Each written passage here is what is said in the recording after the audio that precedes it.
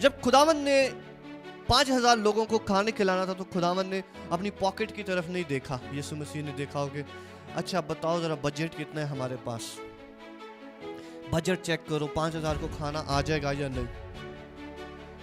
नहीं।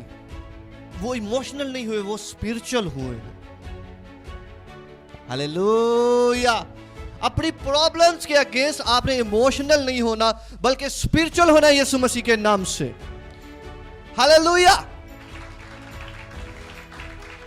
आपका जो सॉल्यूशन है वो इमोशनल होने में नहीं है बल्कि स्पिरिचुअल होने में है।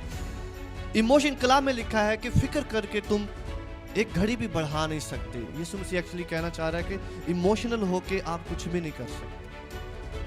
और यीशु मसीह कह रहा है कि आपको स्पिरिचुअल होना।